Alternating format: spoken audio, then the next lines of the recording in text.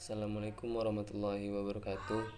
Perkenalkan, nama saya Fauzar Ramadan Syafwan, nomor induk mahasiswa 2005 11 3773. Saya berasal dari PKO 2A.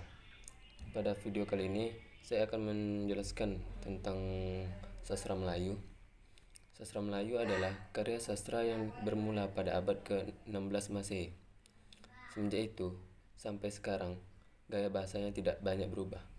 Dokumen pertama yang ditulis dalam bahasa Melayu klasik adalah sepucuk surat dari Raja Ternate, Sultan Abu Hayat, kepada Raja Jodoh III di Portugal, dan bertarikan tahun 1521 Masehi. Jenis-jenis sastra Melayu. Yang pertama ada gurindam. Gurindam adalah salah satu jenis puisi yang memadukan antara sajak dan peribahasa. Jumlah baris pada gurindam hanya antara 2 dengan 5 rima. Gurindam berisi ajaran yang berkaitan dengan budi pekerti dan nasihat keagamaan. Baris pada gurindam disebut sebagai syarat dan akibat. Syarat merupakan baris pertama dan akibat sebagai baris kedua.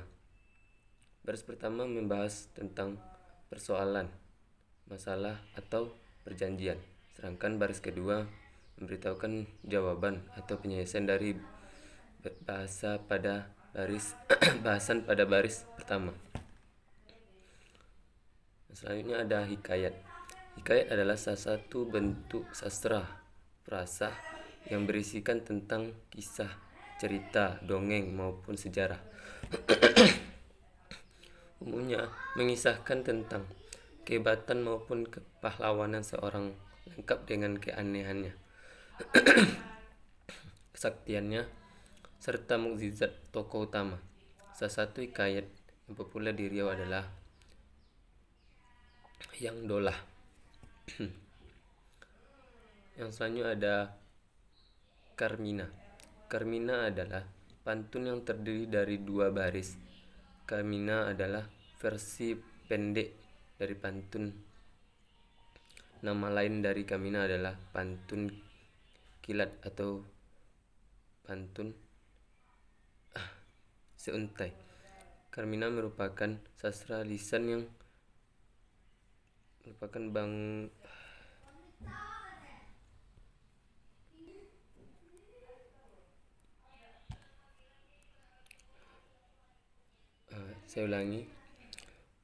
Karmina merupakan sastra lisan yang merupakan bagian dari sastra Melayu. Penyusunan bait pada kalimat tidak memiliki jumlah dan bentuk yang tetap. Fungsi karminan adalah sebagai sarana menggunakan perasaan dan gagasan, sarana memberi nasihat sebagai salingan percakapan dan lain sebagainya. Karmina hanya sesekali digunakan dalam kehidupan sehari-hari, terutama untuk menyampaikan nasihat secara jenaka, berolok-olok, atau untuk menyindir secara halus sembari bergurau. Karmina hanya dipakai sebagai lelucon atau hiburan saat santai atau mengisi waktu senggang, sehingga tidak populer seperti pantun. Contoh, sudah haru cendana pula, sudah tahu masih bertanya pula. Begitulah contohnya. Selanjutnya ada pantun. Merupakan salah satu bentuk puisi lama. Pantun sangat luas dikenal sebagai bahasa Nusantara. Pantun berasal dari kata pantuntun dalam bahasa Minangkabau yang berarti penuntun. Contoh pantun: kayu cendana di atas batu, sudah diikat dibawa pulang. Ada dunia memang begitu, benda yang buruk memang terbuang. Itu adalah contoh dari pantun. Yang selanjutnya ada seloka. Seloka adalah pantun yang mempunyai beberapa bait saling sambung menyambung. Nama lain dari seloka adalah pantun berkait atau pantun berantai. Baris pertama dan ketiga pada bait kedua menggunakan isi yang sama dengan baris kedua dan keempat dari bait pertama. Pola ini digunakan secara terus-menerus pada bait berikutnya. Kala seloka merupakan kata serapan dari bahasa Sanskerta, yaitu seloka. Seloka merupakan salah satu jenis puisi Melayu klasik yang berisikan pepatah atau perumpamaan. Pesan yang disampaikan di dalamnya. Seloka dapat berupa candaan, sindiran atau ejekan. Seloka umumnya ditulis dalam bentuk pantun atau syair dengan 4 baris. Selain itu, ada juga seloka yang ditulis sebagai dari 4 baris. Fungsi seloka yaitu juga mengkritik semua sikap negatif dan anggota masyarakat tanpa harus menyinggung perasaan dari anggota masyarakat tersebut. Seloka juga bisa menjadi panduan atau pengajaran bagi individu yang terkait. Selain itu, fungsi seloka sangat menemplak, melahirkan rasa benci karena sikap manusia, memberikan pengajaran dan panduan, serta sebagai alat protes sosial. Contoh seloka lebih dari 4 baris.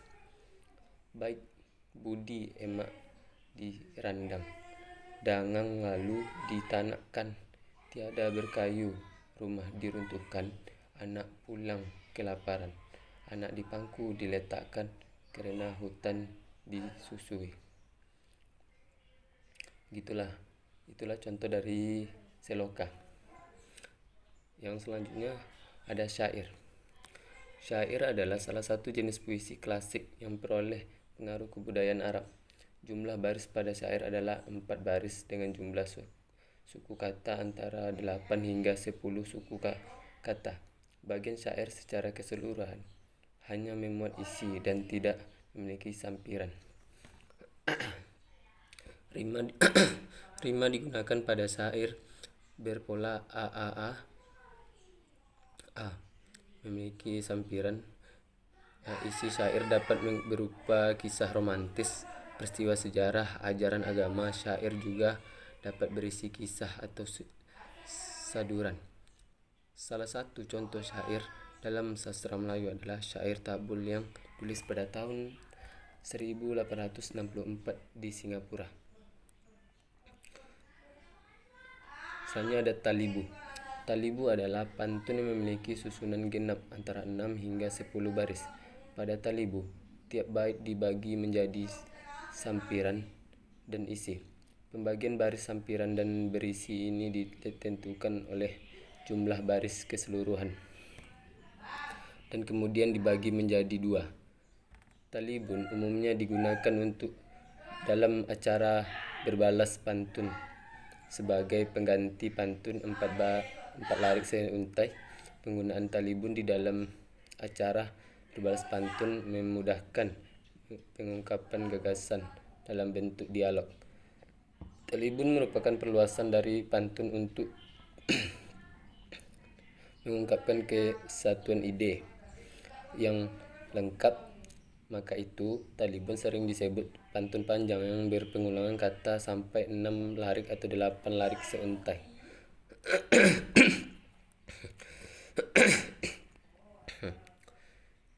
Teknik pengulangan merupakan suatu yang sangat lumrah dalam talibun. Pengulangan ini biasanya di awal larik dan letaknya cukup bervariasi. Bisa jadi pengulangan di larik di awal, tengah maupun larik akhir, baik bagian sampiran maupun isi. Contoh talibun. Kalau anak pergi ke pekan, yuk beli, belanak beli. Ikan panjang beli dahulu.